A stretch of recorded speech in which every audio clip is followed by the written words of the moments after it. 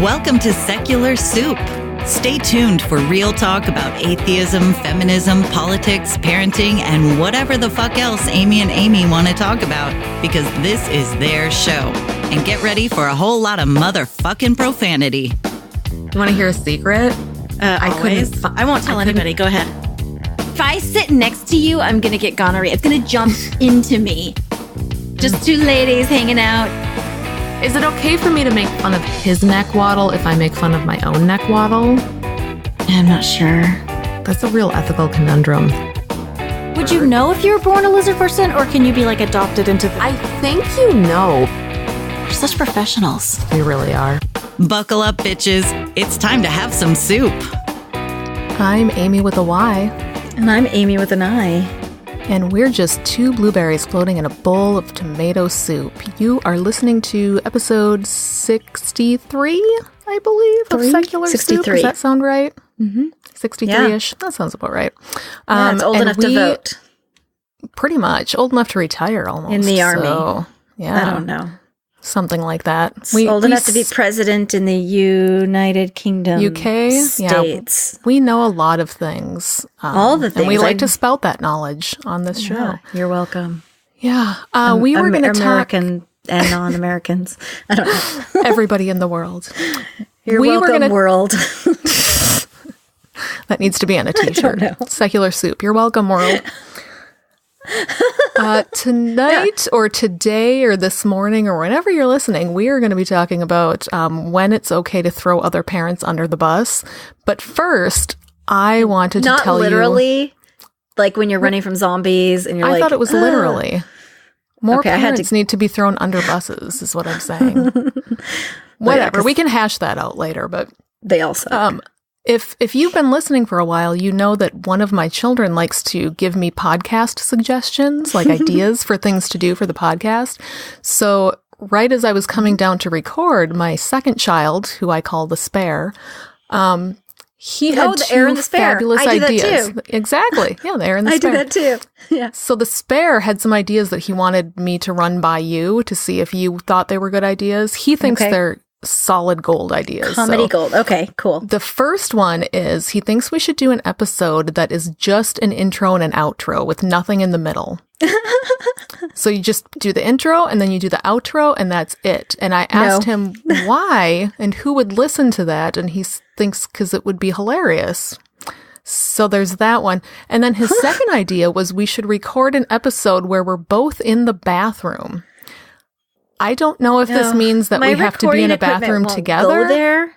I'm not sure if he didn't specify if we're supposed to be using the toilet while we're recording or if it's just funny that we're inside of a bathroom while we record. I mean, maybe at one of my hotel stays, which if you're not a Patreon, you don't understand, you don't get that, but you know.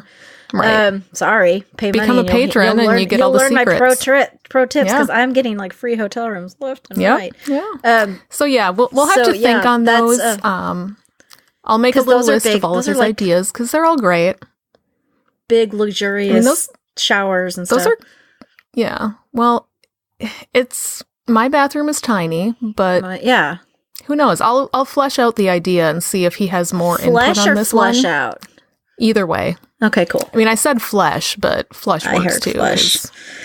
Get it? Because toilets flush. Yeah, I heard flush. Anyway, so yeah, I just had to give you that. I don't think there was any other specific news of the week. I don't want to rekindle the fight of the dress because you are so wrong. Because you're wrong. Oh my God. You are always going to be wrong about this, so... I am team white and gold. Blue and black. Always. White and gold is the only way to see things. Weird. I don't care what science says. I don't care what other people see. I am correct on this. And it is a white and fucking gold dress. That's all there is to it. So always saw, it was like a black or brown, like dark brown. But it was like a blue, like a bright blue. Weird that people see different things. It just weirds me out. When that whole thing happened, I thought it was a colossal prank on me. Like, the people that were saying blue and, like, I think my brother said blue. I'm like, you're just lying. Everybody's fucking with me. Like, I thought it was some sort of massive practical joke that everybody was in on. Turns out everybody was just wrong. I mean, I posted this around that time. I posted this meme on my personal page that was like, "This, what color is this cat?" And it was a chicken. oh yeah. Like that. Oh, that's a Very, good one. Oh, I know what I was very going to tell you. timely in the moment. Before we started, I had this one weird thing happen to me this week, and I wanted to talk about it a little. So, Yeah. my dad, as you know, kind of works with us. We have a family business. And so this week he had to go to this weird convention. It was like a road trip convention. And he left and we hadn't heard from him for like a day. And You're his like, Dad? phone, he never hears his cell phone, right? So we're all freaking out like, Dad, and he never calls people to check in. So I thought, okay, I'll get on the road and I'll go find him, right? But on the way there, some wolves started attacking me. Like I ended up in the woods and there were these wolves there. Okay. And pretty soon all of a sudden, I'm freaking out about the wolves, but then I just kind of pass out. Did you meet a mysterious stranger? Well, here's the thing though. When I woke up, I'm in this weird ass dark castle. Right. And I hate when that happens. Like the clock and all the things in the house, the furniture, they were talking to me. And so I didn't know if I was hallucinating. I assumed it was brain damage. Did you mix your meds? Like inappropriately? Did you snort them and shoot up vodka? I don't know how to do stuff, like druggy stuff. There's this dude who keeps stalking me, and like I've told him I'm not interested several times. Is it your husband? I'm married. Or your doctor? Yeah, and it's just some rando who hangs out at the bar and thinks like we're going to be a thing, and we're just not going to be a thing. Michael? So no, he's got this weird French name. I can't remember what it is, but he's also got this weird ass best friend who creeps me out. So yeah, I don't know. It's very weird. I got out of the castle eventually, but I'm just saying I may have been hallucinating. So if I say anything weird, I'm going to go get that checked out and maybe I can adjust my meds. So I just wanted to tell you about that weird. And I did find my dad eventually. He's back at home safe, inventing things now. So Okay. Boom. Jeez. Okay, and then you turn from a fish to a lady. You married a beast. Well, I was always a lady. So my grandfather always used to say at the end of every fairy tale, she married a prince, they lived happily ever after, and then rolled down a barrel in a hill. Or rolled down a hill in a barrel. Okay. Everybody lived happily ever after and rolled down the hill in a barrel. I don't get it. I don't either. The fuck does that mean? Real funny to old-timey grandpa. I don't know. I can't. I don't. Marry the prince and roll down the hill in a barrel. I'm going to have to look that up now. That's probably some colloquial whatever to where he was from. I don't know. But yeah, that's a thing that he would say. Maybe where he was from, when you die, they just put you in a barrel and roll you downhill. That's the only thing that makes sense to me. Roll down the hill in a barrel. Yeah, I don't understand that. And it just like flow off the tongue. Just roll down the hill in a barrel. I don't know what a long made me line is strange. I don't know what made me think of this whole topic of when you should throw other parents under the bus. It's just on my Google list of topic ideas because I couldn't really think of anything meaty that I wanted to discuss. But obvious answer. Yeah. Obvious answer. I mean, it's obvious. If it's something that you see that is an immediate harm. Right. Or, you can tell that there is like harm being done to like children. You see the parent hitting their child, or if you see a bruise and right, or like a slap mark on their face or something, you're like, yeah, that's obvious harm. Yeah, obvious. I have a weird situation that has been going on for years, and I won't say too much identifying stuff, but I have an acquaintance who I know whose children I've always kind of wondered about. Like, we don't know the parents that well, but we know them kind of, and they seem like decent people. They're kind of upper income, nice home, seem they can provide for their kids just fine. I hate them already. But their kids always seem a little off. Like, if you ask them questions, they never want to respond to you. jumpy? They just kind of give you a blank stare.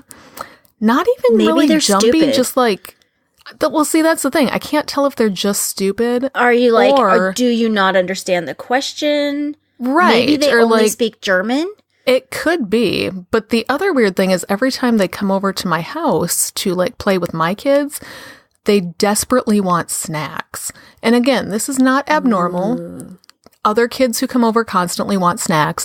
Kids do that. Kids like snacks. Well, yeah, they like snacks. And some parents don't have like the Some good parents stuff won't at let their them house. snack. And yeah. Right. Or they'd only have like non-sugar. It's always on their mind. Like, that's the first thing they think of is they will come and ask us if we have any food.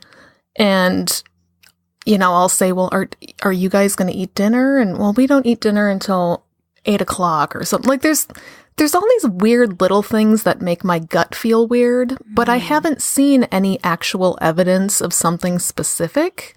It's more of a gut feeling. And I'm not the only person in the neighborhood who's had that gut feeling. I would probably call and be like, I can't say anything specific, but they might need a well-being check. Well, yeah, and the other thing is the dad is kind of a dick. Like, I could easily visualize him being the kind of guy that screams at his children. I've never seen him do it. Well, but yeah, you never will. That's the kind of people that do that. You won't see them. Exactly. I just get that he's the kind of guy that does that behind closed doors. And I feel like he's probably like that with his wife too. But she's never going to say anything about it because, again, that's what happens in abusive relationships. So it's like, it just sucks because I'm sitting here like, I don't want to turn these parents in if there's really nothing. You know, you don't want to send people to social services and then fuck up their life for nothing because it can turn into a real clusterfuck. Not as often as people talk about, though. Honestly, really? Like, more often than not, I mean, there are horror stories, absolutely, but more often than not, they want to get your name off of their list as much as you want to be off their list. So they want to show up, do a well-being check, and then say, we'll come back. If there's any everything they find, they'll be like, hey, can you just, you know, clean this room or make sure that this, whatever, I'll be back in 3 months or whatever. And they'll schedule the time with you. There's not going to be anything. See, but then unless there's something that they see. Right. I think if they're shielding it from everybody else, then I can't imagine a social worker walking in and seeing any evidence of what I'm feeling because they hide it really well. But they're going to also if there is anything going on. Talk to the kids, and maybe ask specific questions and maybe see signs of something. I don't know. Yeah. I know I have an acquaintance also that the school keeps calling CPS on her. Oh. See, if the school's doing it, they're mandated reporters. So I don't know her very well. I just know her, whatever. Right. And but she gets on Facebook and starts bitching about it, like some asshole called CPS on me again, blah blah blah blah blah. And I'm just like, dude, that's like at that point when it's been like so often, and then they come back for another visit, and then they give her like 3 months to clean her house. Like, it's so bad that they're like, dude, we're giving you 3 months to clean your house. An entire house cleaning at my worst, which I'm not a good housekeeper. Maybe a weekend. Maybe. Tops, Yeah. 3 months? Yeah, that's... And, yeah. So I'm just like, I can't even if the school is calling, there's something going on because schools are mandated reporters, so they have to report if they see something. But like if I were to call, these people would know who it was. They'd have their pick of about 2 people and they would know. I think so. I don't know. It depends, I suppose, on how much social services tells. Oh, I know a ton of people at this. Well, yes, I do. Do you know I know people anyone at the school well enough to be like, hey, this is something I'm concerned about. Are you also concerned about this? So they'll kind of open their eyes, and maybe the school will report it because the school will be like, yeah, we did. What? Yeah, we called. That's a good idea. Yeah, because there's 3 kids in this family, so they're I think they're all at the same school at this point, just based on their ages. But I know a shitload of teachers and professionals in these schools. That's a good idea. And then it would be good just to bounce it off somebody else. Because maybe the counselor has at least added them on some kind of watch list already. Right. Yeah. So, because that's what I did when I was like early on in like when I knew things were going to get hard for my kids. I called the counselor. I'm like, hey, can you just add them to your list? We're just like pull them out from time to time, do a check in with them. You know, right? Yeah, so check their pulse on things, and just, you know, you don't need to let me know anything. I just want to make sure that that's happening, right? But just kind of like something like that. Just hey, yeah. I feel like then I could have kind of a less or a more impartial person look at it and validate whether or not I'm just seeing something that isn't there. Exactly. Because I don't want to call because the dad's a dick. There's a lot of dick dads out there that are taking perfectly fine care of their children, and it's not illegal to be an asshole. So, and I've seen the inside of them. Otherwise, they're not hoarders. It's not. I mean, we wouldn't even have a show. Exactly. So, that's the whole point of the show. Like, I don't know exactly if there's like a line, like when you throw someone under the bus. Well, and I think there's also a side note to this, which is we are fairly middle-class white people, and we live in pretty white neighborhoods, and I would feel a lot different if I were going to call about a family of color. I don't know that I would call social services in that situation because I would be worried that I'm overreacting and social services is going to overreact and take that person's child away. Yeah. You know, when you hear about the case with the mom who worked at McDonald's and she had left her daughter in the park while she was at McDonald's, and it was this whole thing, and I feel like there's more bias to take children away because of racist employees, I guess, if that's the term I want to use. The moms that are all driving off the cliff are white. That's what I'm saying. Those, the ones we talked about last week, those kids had family members that wanted them, and the social services wouldn't let them do it, even though they were meeting basic standards. So it's like they kind of looked at it and thought, well, we'd rather have this middle-class white family take them than send them back to a lower income Black family that's actually related to them. So I don't know. I wouldn't want to be responsible for some more systemic bias that, I don't know. It's such an icky issue. Like, yeah, it really is. It's because, you want to watch out for other people's kids. And well, because there's later in life, if something is happening, the kids will be like, so many people saw me daily. Why didn't they say anything? Didn't they see? Didn't they know? Yeah. Right. Why didn't someone save me? Or you truly don't know what's going on behind closed doors. What if it's a fucking nightmare that you can't imagine? Right. And you haven't done anything. Oh God, this is just, ugh. I hate parents who are awful. Yeah, I have to deal with some pretty crappy ones. Yeah, you do. I'm not going to say anything on here, but you know all the stuff. It's like, ugh, terrible. Well, kind of related to this, I had told you, I think I texted you last week about, there's this new Netflix documentary about the Madeleine McCann case that happened in Portugal. And I watched it. It's not great. Like, if you're looking for something good to watch, just skip it. It's kind of boring. But one thing that I took away from that is I didn't know a ton about that case. I just hadn't really followed it. And this was a case where the parents had left. They were on vacation in Portugal. It was a British family. And they left their kids in the hotel room asleep and locked the door while they went to a restaurant that was right across from where the hotel room was. So they were with this group of friends. So all of the adult friends were at this restaurant, and they were supposedly taking turns going back and checking up because they all had kids. And so all these kids are in the hotel room, and they were going back and checking on them. And this little girl just got kidnapped right out of the room, and her siblings who were in there did not. They were still there, but it was this one little girl. Well, that's what they're still trying to figure out. They still don't know. It's still an unsolved case. Did one of the friends sell her? Well, a lot of people think the parents killed her accidentally and that they got rid of the body. There's people that think that it was a human trafficking ring. Like, there's people who think that there's an underground pedophile ring, that somebody actually saw this girl and kind of put in an order for her. Like, I want that girl. And I mean, there's a lot of just chilling, awful scenarios that they have played out.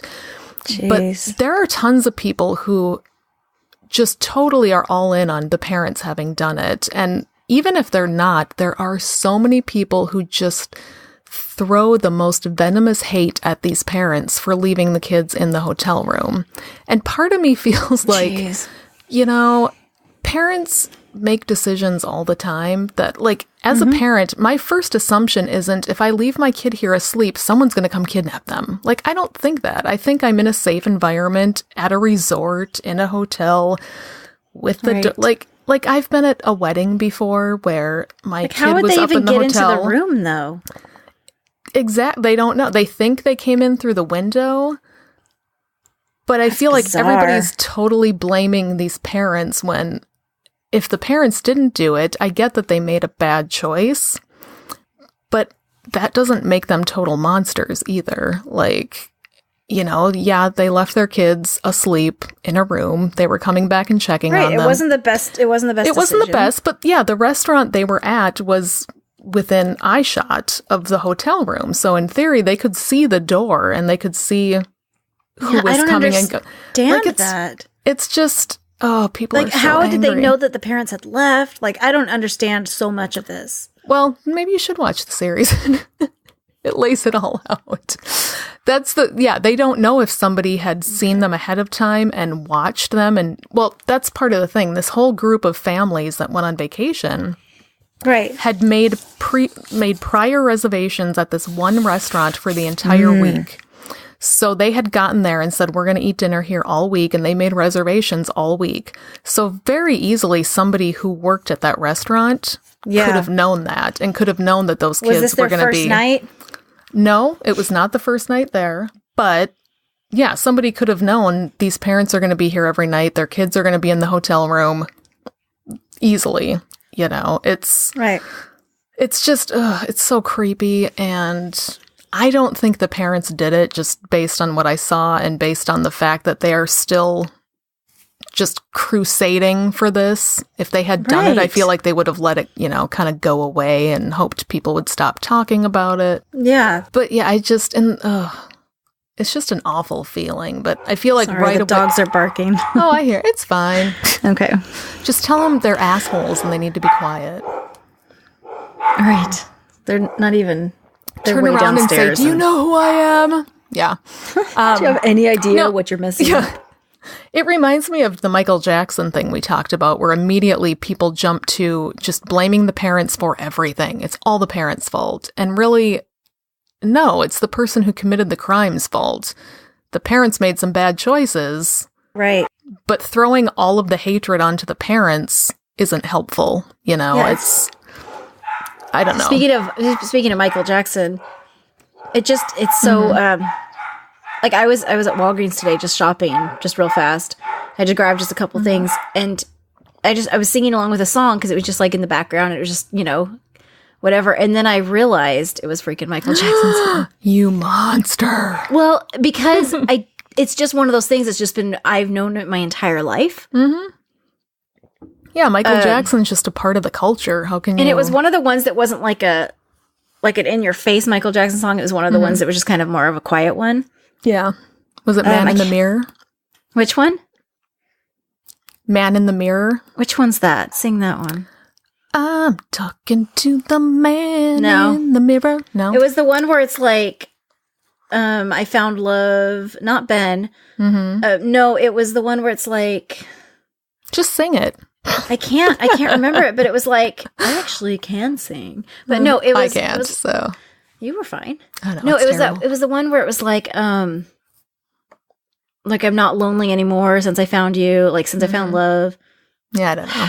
I'm sure I'd know it if I heard it, but I just don't. I don't care enough to look it up, so you will, though. Oh, apparently I do. Yeah. My main thesis here is that I feel like we should cut parents a little bit more slack than we do in modern society, because when I was a kid, my mom would drive to the gas station and go in by herself to buy cigarettes and whatever she was going to buy, and we would stay in the running car with the doors unlocked. Like, there's a lot of things that parents have done that, looking back on it, may have not seemed the most safe. But at the same time, when you are a parent and your kids are with you all the time, you're not constantly thinking, oh my God, I need to make sure my kids don't get kidnapped, because that's not constantly the first thing in your mind. Because why would you? Because it doesn't happen that often. You're more worried about, what if my kids wake up and I'm not there? You know, so I need to make sure that I'm checking on them. I'm trying to play it real fast, like little clips. You gotta put it right up to the microphone.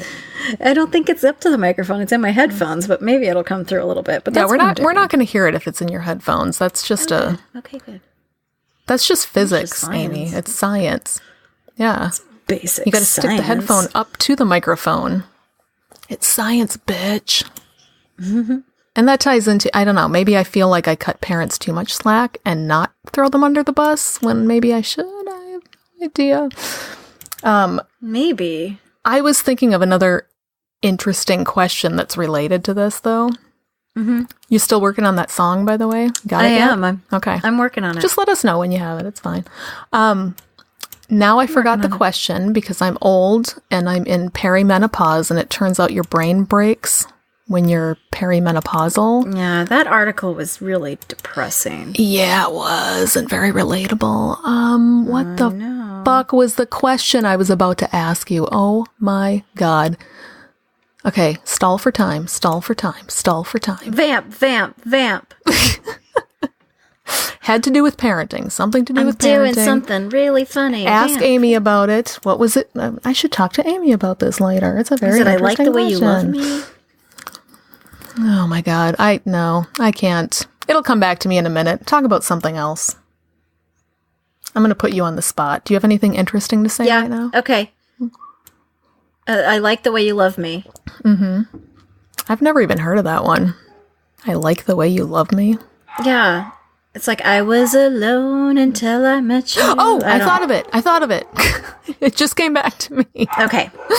How much input should non-parents have into parenting advice? Like, how much of an opinion are they allowed to have when they're not parents? What do you think about that? Honestly, it depends on what they're saying and in what regard they're saying what context? What context? Because if I'm just like at a grocery store with a screaming child and I'm just trying to shop real fast and get out of there, I'm not going to have someone come up to me and be like, if I were a parent, I wouldn't take my child out in public if they were like that. I'm like, they're always like this. Yeah. They're always like this. What am I supposed to do? Never shop? What am I supposed to do? Like, yeah, this is just standard operating procedure. This is indoor voice. Yeah, no. So I used to tell my kids, I'm like, use your indoor voice. Never mind. No, this is our indoor voices. Mm-hmm. But yeah, but if it's like a professional or someone's like, I read an article about this, I thought I would share it with, it's like my boring sister doesn't have children, but she sometimes, like, she had some kind of advice, like, I really think my nieces and nephews and nieces would like this, or, something along those lines. I would be like, I would listen, I'd read the article, I'd be like, okay, cool. I'm not someone that would completely discount someone just because they haven't born children. Like, that's dumb. So when that happens, is raising children in any way, that's dumb. I'm guessing she usually, like, if she's giving you some advice or giving you an FYI on something, it's more of a, like, hey, here's this interesting thing I found, as opposed to here's how you should parent correctly. Like, right. Or I read an article that said you're doing it wrong if you do it this way. Right. This is how many hours of TV. You know what? Yeah, exactly. Oh my God. To stop that time. Right there. Thank you. Yeah. Yep. You need to shut the fuck up. I was and get back on your phone in front of your children constantly, always, all the time, always. Why don't you comment on Facebook about that while your toddler plays at your feet and isn't allowed screen time? I was 100% guilty I don't know. of this. I'm assuming her name's Brenda or Karen. Probably Karen. Karen's a she's bitch. She's so judgy. Like the female Kyle. Yeah, or Greg. Fucking shut the fuck up, Greg. That is my favorite new meme right now. It's so I love great. it. Shut the fuck up, Greg. And so I have this really good friend who just divorced Greg. Like, she literally just divorced a Greg. Nice. And she shared it, and she was like, better for her. I've been saying shut the fuck up, Greg, for the past 20 years. I'm like, love it. She should get royalties for that meme. No, right?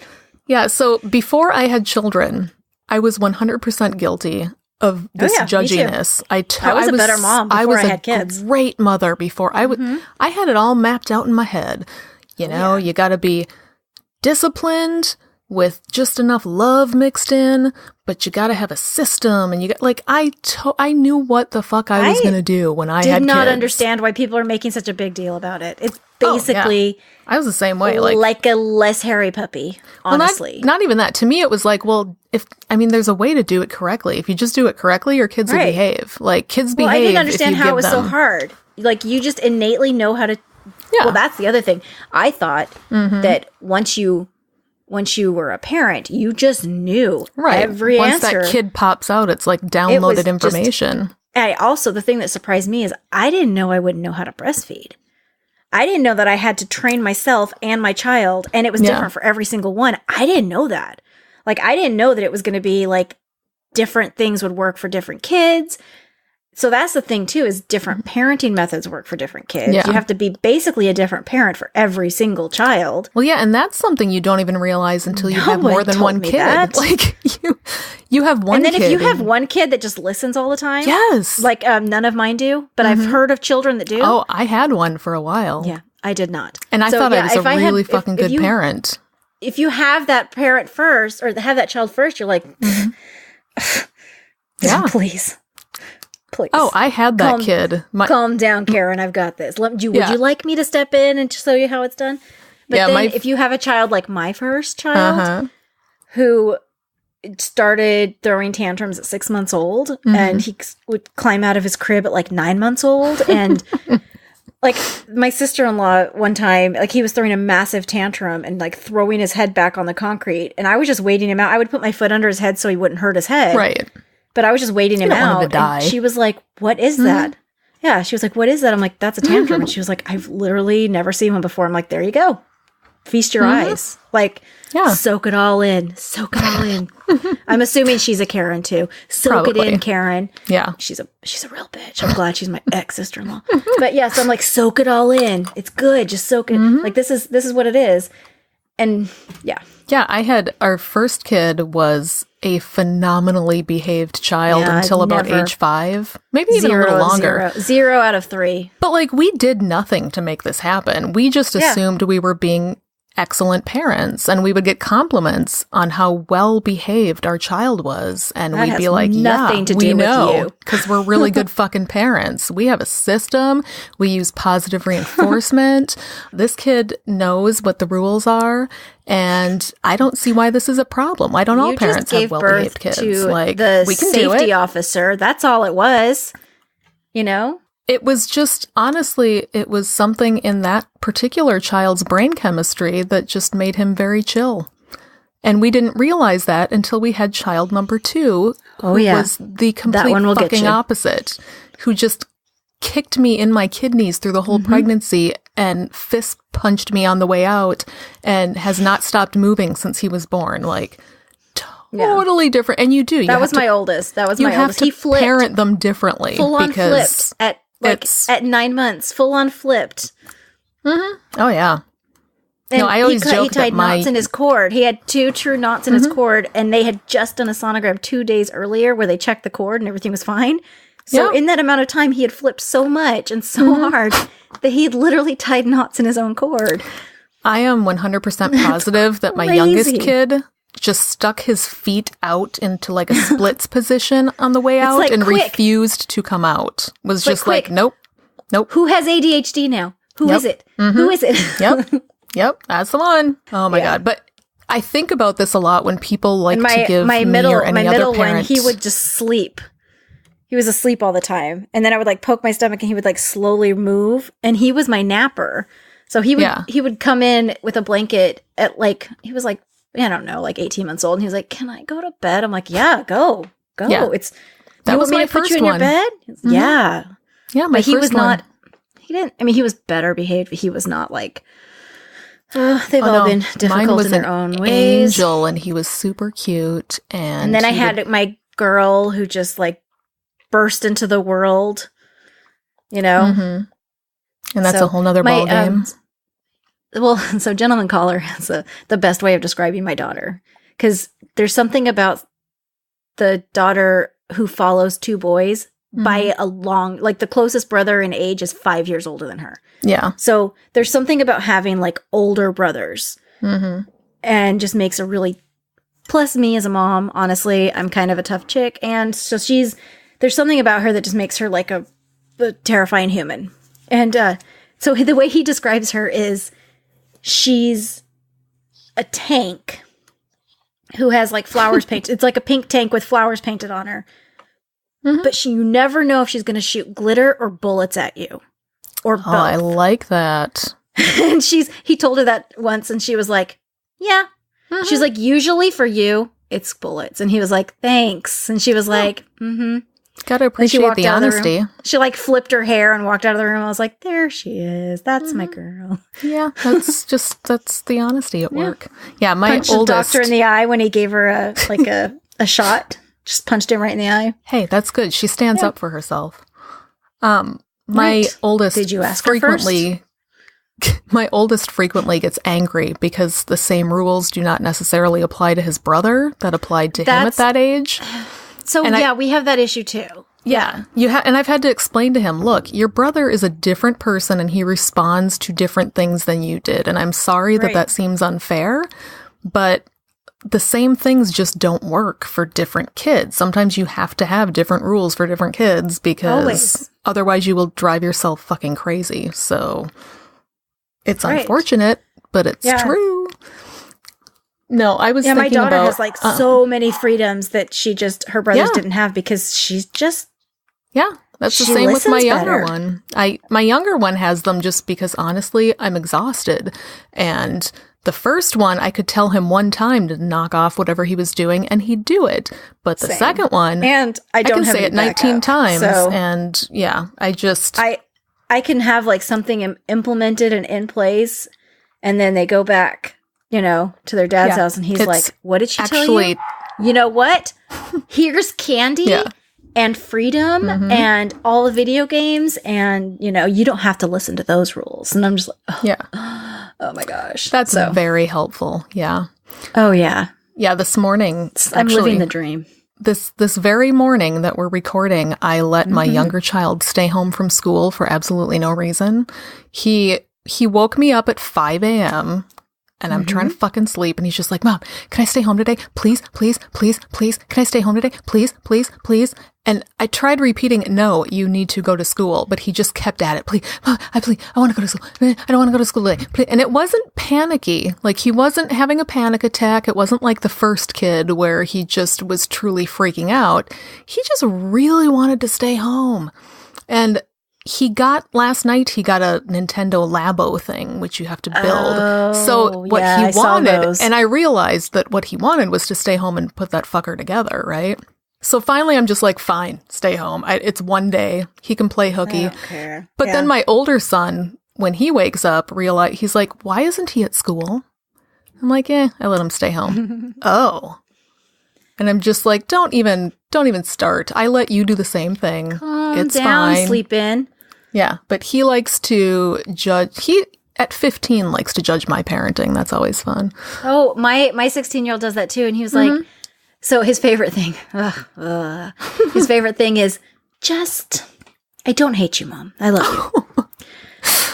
But it's a good starter. I like the but. It's always a good start. He's like, "But I don't agree with choices you've made in parenting me in particular, as well as my God. I'm like, "Okay, cool. Examples, please?" Yeah. I would like, I like your references cited and peer reviewed, preferably. Yeah. He's a great skeptic in training. I'm like, hey, give me your examples. And he's like, and he'll state some nonsense. I'm like, that is just an anecdote and it didn't even actually happen. Mm-hmm. And he was like, what about this? I'm like, sorry, bro. Here's how I remember that situation. He's like, well, everything else. I don't have any examples specifically, but everything else that you've done. I'm like, oh, okay. Mm-hmm. Okay. I feel like he's going to make a really good... Talking to him is really fun. He's going to make a really good douche bro libertarian skeptic one day. Like, I picture him in that the world camp. Kicks his ass and he becomes, like, cool. Yeah. He's the guy that is telling everyone that he's being logical. He wants to be an attorney, which is cool. Yeah, Go for it. Hey, it's a great job. Yeah, we have we have attorneys in the family. I'm like, go talk to him, ask him. My kid wants to work at that's PetSmart, something you really want, because it's not just. I mean, yeah. I'll be happy if my oldest. He wanted to work at Lego until he realized it wasn't in America. Yeah, it's in like Denmark or something. It's in like Finland or Denmark, right? Yeah, and he's like. And then he realized that he needed like engineering degrees and he needed to speak the language. Oh, we've been there. Yeah. He's real lazy. So then he was like, meh. Yeah. And I'm like, what do you want to do? And he's like, eh. Mm-hmm. Yeah. My oldest wanted to be a video game designer for a long time until, again, he's also lazy and realized that you actually have to know math and you have to attend extra schooling for that. And then he was just like, I guess I don't want to do that bad. So I'm hoping he can swing a cashier job at PetSmart because he would enjoy that. My daughter, if she can't become a princess, well, that's got to be your first plan. Really wants to be a pop star. Ooh, that's a good one. And I was like, okay, so do you want to take like voice lessons or dance lessons? She was like, I don't need to learn anything. I have all the skills inside of me. Like she literally won't even train. When I was a kid. Yeah. So when fantastic. I was a kid. And I'm like, show me your skills. And she'll start singing and dancing. And she's like, yeah. And it's the best thing ever. When I was a kid, I wanted to be a pop star because Tiffany was really big at the time. Do you remember Tiffany? You think you're alone now. Yes. So Tiffany was huge. Yeah. So I'm like, I'm going to be a pop star, Mom and Dad. And my grandma at the time offered to pay for voice lessons because my parents and my grandma were like, you can't just be a pop star. Like, if you want to be a singer, you have to take voice lessons. And I did the same thing where I'm like, fuck you. I have a beautiful voice. I don't need anybody to teach me anything. I'm going to be a star. I have innate Yeah, I've got innate. How could you think so little of me that you want me to take lessons? Fuck you. You heard of prodigies? Yeah. Hello, you're looking at one. So needless to say, I did not become a pop star, nor did I get voice lessons. So yeah, I could have gotten them, but I was just an asshole when I was a kid. But yeah, I'm all bitter about voice lessons too, but it's a different story. Both my kids are real lazy, and I'm very concerned about what they'll be when they grow up. But I figure if I don't think about it, the problem will go away. So, well, they'll also it works for everything else. Because I remember being real lazy when I was a teenager, and now I'm like not as much. So I was super lazy, but I'm still pretty lazy. So I had this. So there were these. I had this persona of being just real laid back and lazy in high school, and I wasn't actually. I worked hard and I got semi good grades. But I had this persona of being just like, meh, whatever, I don't care, whatever. And so I graduated and people were like, oh, I'm surprised you graduated. I'm like, seriously?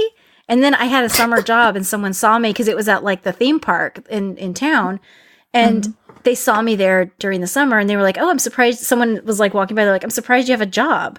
I figured you would just nap all summer. I'm like, seriously? Like, who do these people actually think I am? I don't know what persona I presented because I'm actually a pretty chill person. Yeah. But I'm also not like, I'm still going to have a job. Like, I don't know. God.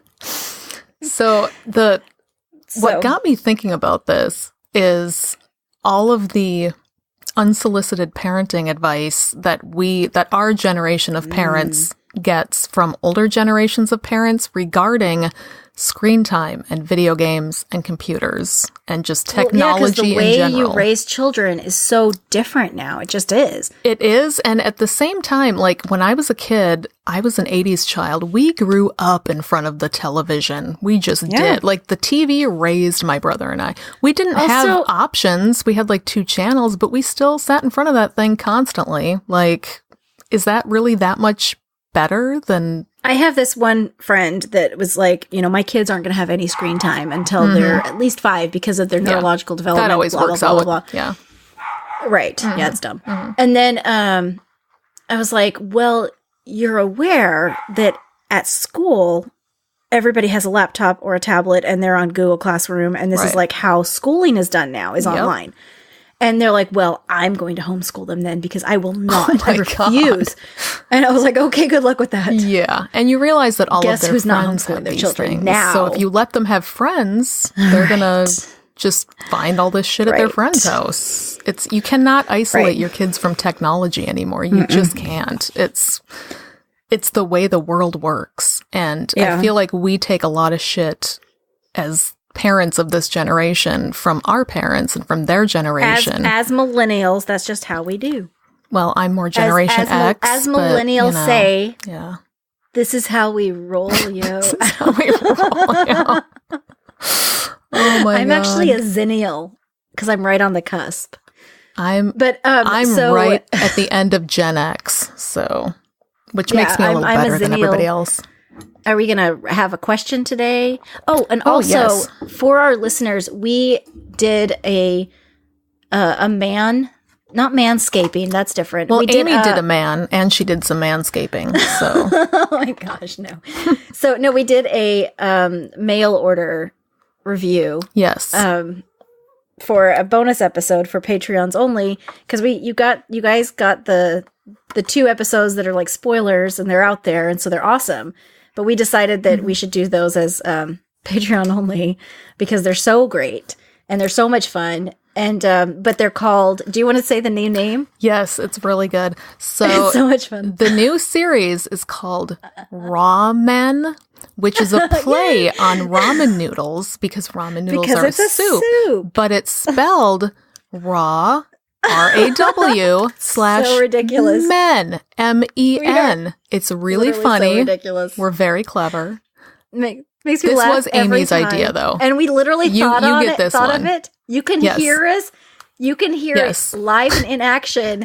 The thought process, because we are trying to come up with a name as we're recording, and so you can hear how the brains work and in depth our process actually goes. We're like, I don't know, man chowder, I don't know, maybe this, I don't know.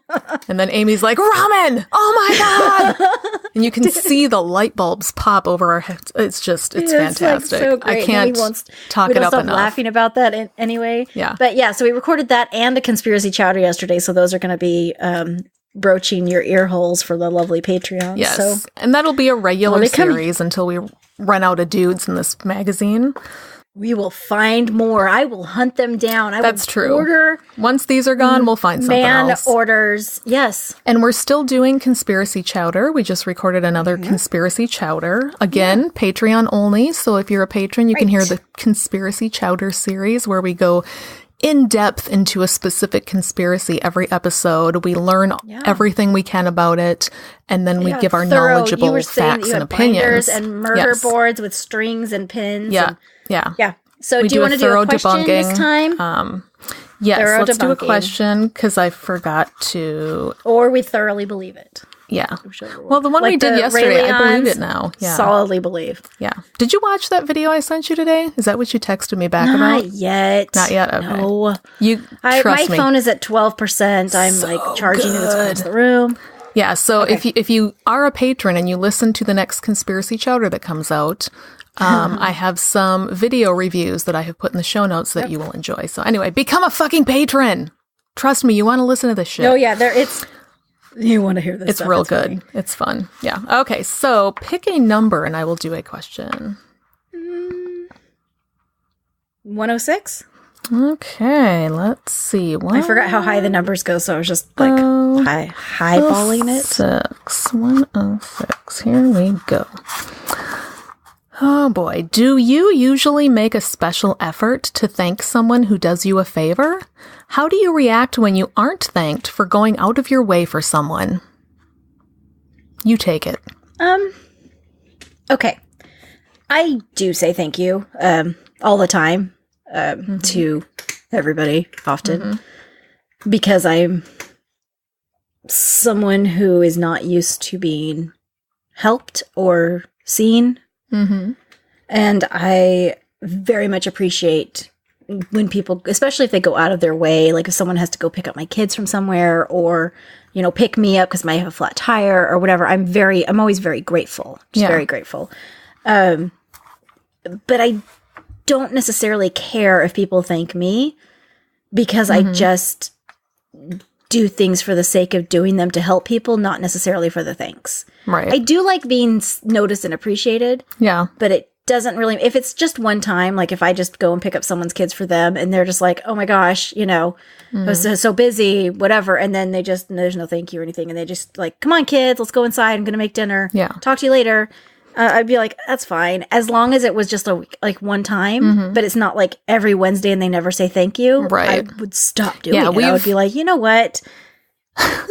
No. Fuck you. Yeah. I have a neighbor who we have the kind of relationship where we just do favors for each other and we, you know, like she'll pick up something I need from the grocery store or I'll pick up her kid from like, school. Did you say you needed parsnips? Yeah. And we don't keep a tally of that. We just know that whenever one of us needs something, we'll just do it. Right. And yeah, I have friends like that. And it's nice. cool. It's a reciprocal, like we're not constantly, we do thank each other. And I thank her profusely because she does more for me than I do for her. And she bakes and brings me baked goods. She's the fucking best. Nice. So yes, I do thank people profusely. If I do something and I don't get thanked, I kind of feel the same way. Like I like doing things for people. Right. And I like it when it's at least noticed. Like if I really go out of my way to do something specifically for a person, like not when I've done a volunteer work or something, but like if I've done something very specific for you as a person, I like to at least have it acknowledged. Like, that was cool, thanks. Or I appreciate that you did that. I don't expect a card and a special song written to me, and like I don't need any of that shit. But it would have been nice if Tom and Cecil had done that. That's what I'm saying. Like, at least fucking acknowledge that I painted some dicks on that bowl for you, because that took me time, you know? But no, so there's a difference though, because if someone doesn't thank me, but then they ask me again and I do it and they don't thank me and it becomes a habit, there's a difference between just doing favors for someone and they're not thanking you and becoming used. Like, there's that line. Yes. So I always have to be careful not to cross that line, because I find myself over it so often that I'm just like, yeah, go ahead. I don't mind. I'm just someone who does these things.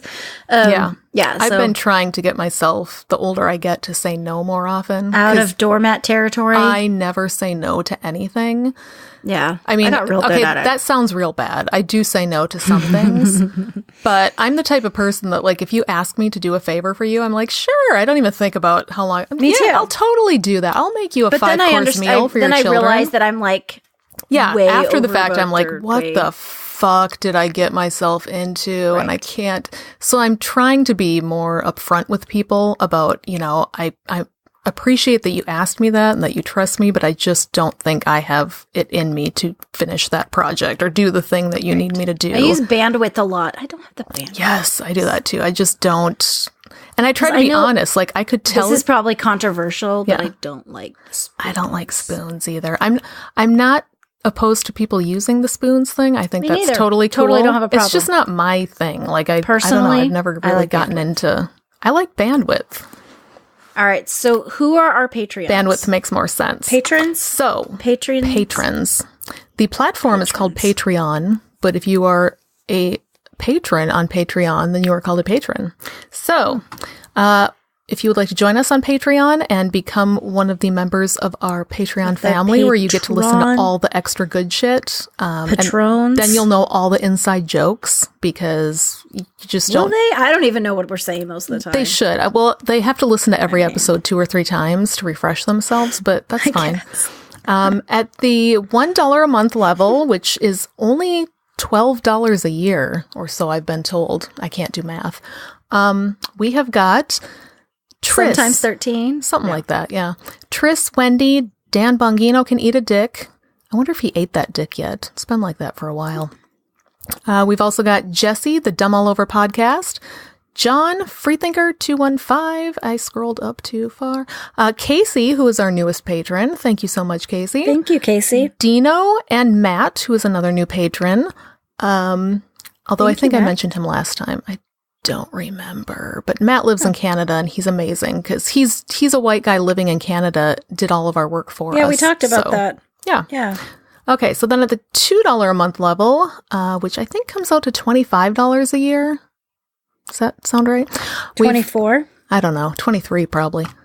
I was kidding. I know it's 24. I mean, math is hard. Math is hard. We've got Nathan, Kimberly, Rebecca, Vera Lane, Sarah, and Liz Satan. Say all that 5 times fast. No, thank you. And Liz recently upped her pledge. See? Look how good I am at saying no. She was at the $1 level. Now she's at the $2 level. That's double the soup. Thank you so much. We love you. Nice. At the $3 a month level, we've still got Jeannie hanging in there as the sole $3 a month level.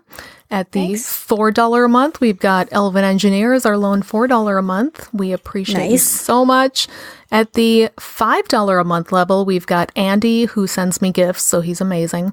Alan, Jerry, Marissa, Alexa, Lennox, McCool, who will probably be on our next episode. We're still working it out, but we're hoping to get her on our next episode. We're working on it.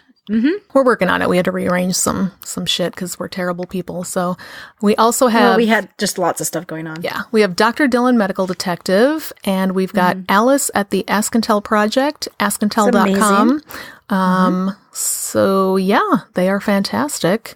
I should point out, Dr. Dylan sent us a message on Patreon that I did not respond to because, again, I'm lazy. But I saw it. I got a notification, but I couldn't remember my password, so I didn't look at it. Well, his idea was if we want to get more free gifts from people, we should give out a P.O. box or an address. And that's something I've thought about. Nice. But number one, I'm real lazy, and that would require effort. Number two, if I did it here where I live, everybody would know what town I live in, because it's just the one town. I'm not driving 2 hours to check a P.O. box. So, I don't know. It's something I'm mulling over. Maybe you could do it in Texas where you are, in a town further over, so people don't know exactly where you live. I don't know. It's something I'd like to do eventually because I like free shit. Right, but then would I send it to you? But it's the logistics. Yeah, we're thinking about it. Right. But thank you, Dylan, for the comment. Okay. $10 a month. I like it. At $10 a month, you get a personalized soup bowl that may or may not have dicks on it. I just finished 2 of them, one for Nathan and one for Yesh. You'll see when you get them if they have dicks or not. It's a big surprise. But yes, $10 a month, you get all the bonus shit and the soup bowl. Still at $10 a month, we have Yesh, Larry Yelling Man, Randall, and our 68th favorite Rich. I'm going with that. 68th favorite Rich. Oh. Totally random.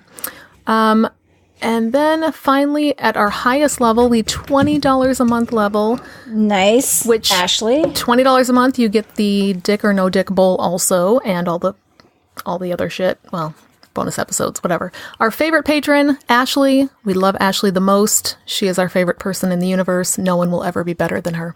We've also got Nathan, who is one of our newest high dollar patrons. He is actually at $30 a month, which is fucking amazing. So we like him just about as much as Ashley, except she's a lady, so we like her more.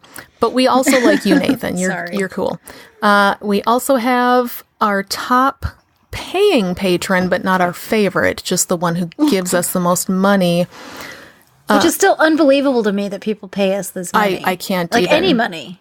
Oh yeah, we don't deserve it. I mean, don't tell them that. Yeah, we are not skilled in any way. I don't know why. No, but I mean, keep sending it. We have kids to feed, so and Amy's got a lot of wine to buy. Right. So yeah. So I haven't had wine in so long, but yes, I have lots of wine. Our top paying patron, who we will get to meet in August at Skepticon, is named Subscribed on Patreon, and all I got was a bowl of dicks. That's an accurate name.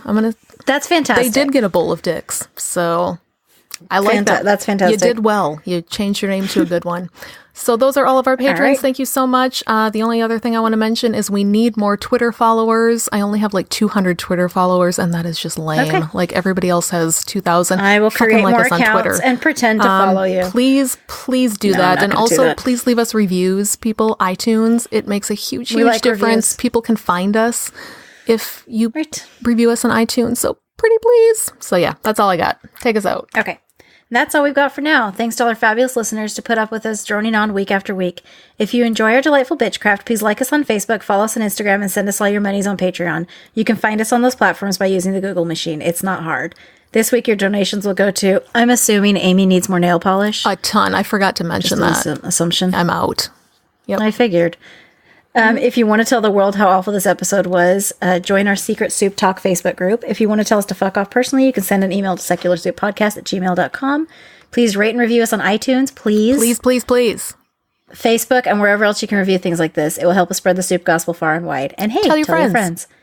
As always, we'll leave you with the vocal stylings of Mr. Eli Bosnick. Secular soup creed. Soup is the ultimate virtue. It's delicious, nutritious, patriarchy smashing, racism fighting, warm and fuzzy, human affirming, fun having, anti-theist, glitter throwing, tummy satisfying, pair of new shoes fulfilling, diversity seeking, happiness. Minestrone, beef and barley, chicken broth and split pea, gazpacho, tomato, clam chowder and potato, chicken noodle, beef noodle, egg drop and ramen cup, miso, gumbo, leek and pho. Grab a bowl and taste the magic. Slurp even this.